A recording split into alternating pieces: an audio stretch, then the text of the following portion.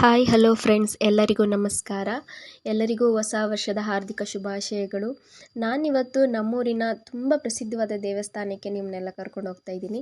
ಈ ದೇವಸ್ಥಾನ ಬಂದು ಚಾಮರಾಜನಗರ ಜಿಲ್ಲೆ ಗುಂಡ್ಲುಪೇಟೆ ತಾಲೂಕು ತೆರಕಣಾಂಬಿ ಹೋಬಳಿಯಲ್ಲಿರುವಂಥ ಬೆರಟಹಳ್ಳಿ ಗ್ರಾಮದಲ್ಲಿರುವಂಥ ದೇವಸ್ಥಾನ. ಈ ದೇವಸ್ಥಾನದಲ್ಲಿ ಜನವರಿ 1ನೇ ತಾರೀಕು ಈ ಆರಾಧನೆ ನಡೀತದೆ. ಇದು 29ನೇ ವರ್ಷ ಆಗಿರುತ್ತೆ. ಸೊ ತುಂಬ ವೈಭೋಗವಾಗಿ ನಡೆಯುವಂಥ ಆರಾಧನೆ ಇದು. ಇದನ್ನು ವಿಡಿಯೋನ ನಿಮ್ಮ ಮುಂದೆ ನೋಡ್ತಾ ಹೋಗಿ ಅದ್ರ ಬಗ್ಗೆ ಅಲ್ಲಿನ ಅರ್ಚಕರು ಹೇಳ್ತಾರೆ.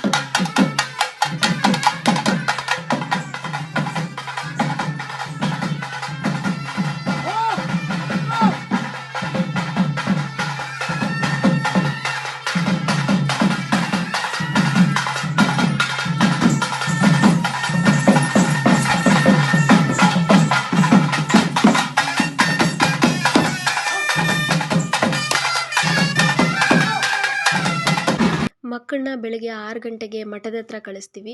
3 ಜನ ಗಂಡು ಮಕ್ಕಳು ಇರ್ತಾರೆ, ಅವರು ಹಾಲರ್ವೆನ ಹೊರಬೇಕು. ಮತ್ತು ಮಿಕ್ಕಿದೆಲ್ಲ ಹೆಣ್ಮಕ್ಳು ಇರ್ತವೆ, ಚಿಕ್ಕ ಚಿಕ್ಕ ಹೆಣ್ಮಕ್ಳು.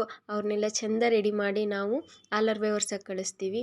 ದೇವ್ರನ್ನ ಈ ಥರ ಊರು ತುಂಬ ಟ್ಯಾಕ್ಟ್ರಲ್ಲಿ ಮೆರವಣಿಗೆ ಮಾಡ್ತಾರೆ, ಎಲ್ಲ ಬೀದಿಗಳಿಗೂ ಹೋಗ್ತಾರೆ. ಮಕ್ಕಳು ಸಹ ಹಾಲರ್ವೆ ಹೊತ್ಕೊಂಡು ಊರು ತುಂಬ ಮೆರವಣಿಗೆ ಮಾಡಿಕೊಂಡು ಮನೆ ಹತ್ರ ಬಂದಾಗ ಹಿಂಗೆ ದೇವ್ರಿಗೆ ಪೂಜೆ ಕೊಡ್ತಾರೆ. ಎಲ್ಲ ಕಡೆಯಿಂದನೂ ಕೊಡ್ತಾರೆ.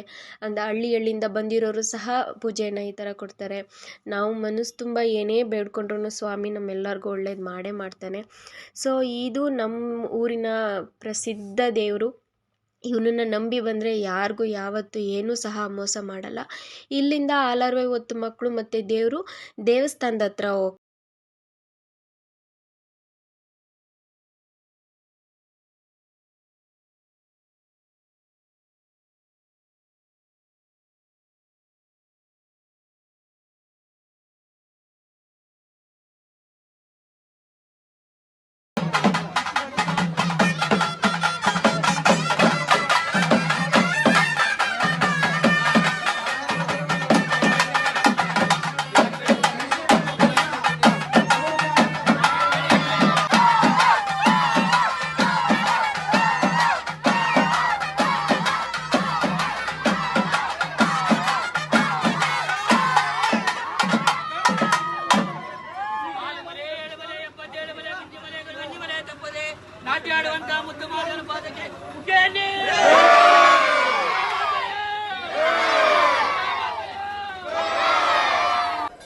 ಆನಂದ್ ಅಂತ ಅರ್ಚಕರು.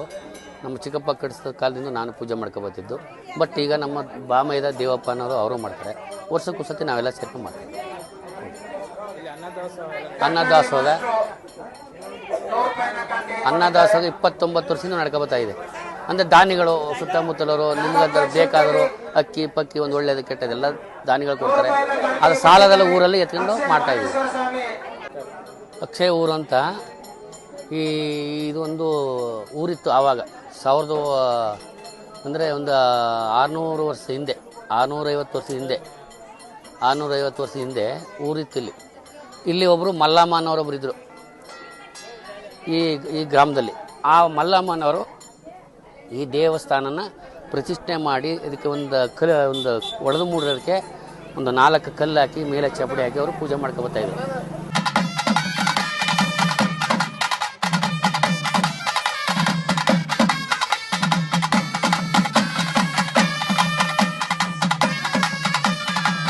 ಆದ ನಂತರ ಸುಮಾರು 600 ವರ್ಷದಿಂದ ಮಲ್ಲಮ್ಮನವರು ಒಂದು 300 ವರ್ಷ ಕಾಲ ತಾವು ಪೂಜೆ ಮಾಡ್ಕೊಬತ್ತೀವಿ.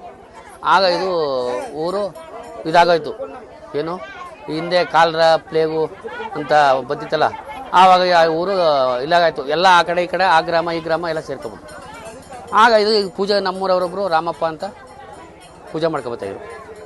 ಅವ್ರು ಮಾಡಿದ ನಂತರ ನಮ್ಮ ಚಿಕ್ಕಪ್ಪ ಒಬ್ಬರು ನಾಗದೇವಪ್ಪ ಅಂತ ಅವರು ಪೂಜೆ ಶುರು ಮಾಡಿದ್ರು. ಆ ಕಲ್ಲಿಗೆ ಪೂಜಾ ಶುರು ಮಾಡಿ ಒಂದು 10 ವರ್ಷ ಕಾಲ ಮಾಡಿದ್ರು.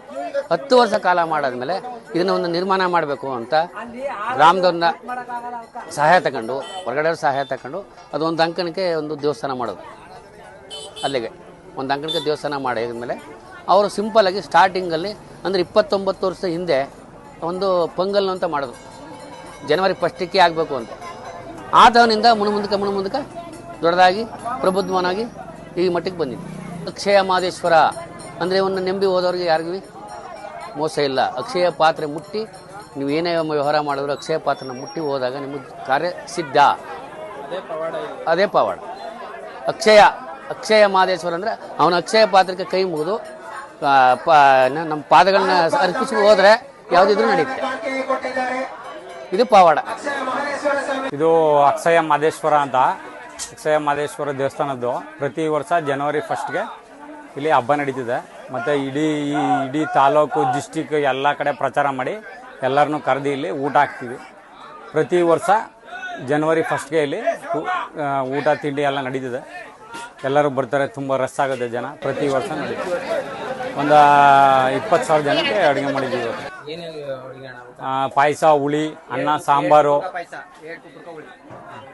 ಪಾಯಸ, ಹುಳಿ, ಅನ್ನ, ಸಾಂಬಾರು, ಹುರುಳಿ ಸಾಂಬಾರು, ಹಲಸಿನಕಾಯಿ ಹುಳಿ, ಅವರೆಕಾಯಿ ಹುಳಿ ಎಲ್ಲ ಮಾಡಿ. ಇದು ನಮ್ಮೂರಿನ ದೇವಸ್ಥಾನದ ಇತಿಹಾಸ ಆಗಿರುತ್ತೆ.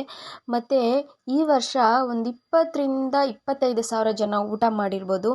ಸ್ವಾಮಿಯ ದರ್ಶನಕ್ಕೆ ಅಂತ ಬಂದವ್ರಿಗೆ ಯಾವತ್ತೂ ಸ್ವಾಮಿ ವಾಪಸ್ ಕಳಿಸಿಲ್ಲ. ಅವ್ನು ಯಾವುದಾದ್ರೂ ಒಂದು ರೂಪದಲ್ಲಿ ಒಳ್ಳೇದು ಮಾಡಿ ಕಳಿಸಿರ್ತಾನೆ. ವರ್ಷದಿಂದ ವರ್ಷಕ್ಕೆ ಜನಸಂಖ್ಯೆ, ದಾನಿಗಳು ಜಾಸ್ತಿ ಆಗ್ತಾ ಇದ್ದಾರೆ ಹೊರತು ಯಾವತ್ತೂ ಸ್ವಾಮಿ ಕಡಿಮೆ ಮಾಡಿಸಿಲ್ಲ. ಅವನ್ನ ನಂಬಿ ಬಂದವ್ರಿಗೆ ಯಾವತ್ತೂ ಮೋಸನೂ ಸಹ ಮಾಡಿಲ್ಲ. ಇನ್ನು ನಮ್ಮೂರಿನ ಇತಿಹಾಸದ ಬಗ್ಗೆ ಹೇಳ್ಬೇಕಂದ್ರೆ ಇನ್ನೊಂದು ವಿಚಾರನ ನಿಮಗೆ ನಾನು ಹೇಳ್ಕೊಳಕ್ಕೆ ಇಷ್ಟಪಡ್ತೀನಿ. ಚಾಮರಾಜನಗರ ಜಿಲ್ಲೆಯಲ್ಲಿ 1869ರಲ್ಲಿ ಸ್ಥಾಪನೆಯಾದ ಮೊಟ್ಟ ಮೊದಲ ಶಾಲೆ ನಮ್ಮೂರಲ್ಲಿದೆ ಅಂತ ಹೇಳ್ಕೊಳ್ಳೋಕ್ಕೆ ತುಂಬ ಖುಷಿಯಾಗುತ್ತೆ ಮತ್ತು ತುಂಬ ಹೆಮ್ಮೆ ಸಹ ಆಗುತ್ತೆ. ಸೊ ಫ್ರೆಂಡ್ಸ್, ನನ್ನ ಈ ವಿಡಿಯೋ ನಿಮ್ಗೆ ಇಷ್ಟ ಆಗಿದರೆ please like, share, comment. Thank you for watching.